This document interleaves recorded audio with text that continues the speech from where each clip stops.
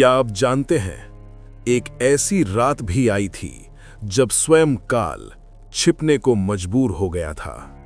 उस रात गणेश जी विघ्नहर्ता नहीं थे, वो स्वयं विघ्न बन चुके थे।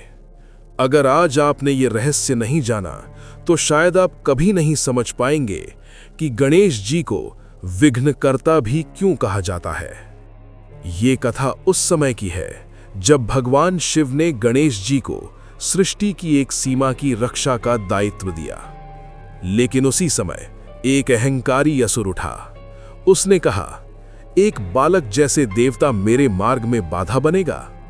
उस असुर ने जानबूझकर धर्म के मार्ग में विघ्न डालना शुरू कर दिया।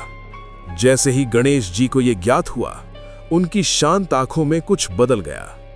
वो मुस्कुराए नहीं, वो क्रोधित भी नहीं दिखे, बस मौन हो गए। और यही मौन सबसे भयानक था। क्षण भर में गणेश जी का स्वरूप फैलने लगा। उनका मस्तक आकाश को छूने लगा। उनकी सूंड दिशाओं को कंपा रही थी। एक हाथ में पाश, दूसरे में अंकुश। लेकिन जो सबसे डरावना था वो उनकी आंखें थीं। उनसे अग्नि नहीं, न्याय झलक रहा था। असुरों की सेना भस्म होने लगी। देवताओं तक को भय सताने लगा। कहीं आज सृष्टि विनाश की ओर तो नहीं बढ़ रही। कहते हैं उसी क्षण काल भी ठहर गया। तब वो अहंकारी असुर तांपता हुआ गणेश जी के चरणों में गिर पड़ा। क्षमा दान दीजिए। गणेश जी ने उसे देखा, बहुत देर तक देखा, फिर बोले, मैं तुम्हें दंड नहीं दूंगा क्योंकि दंड तुम्हारे लिए सरल होता। लेकिन याद रखना, जब भी तुमने अहंकार किया, मैं स्वयं तुम्हारे मार्ग में विघ्न बनकर खड़ा हो जाऊंगा।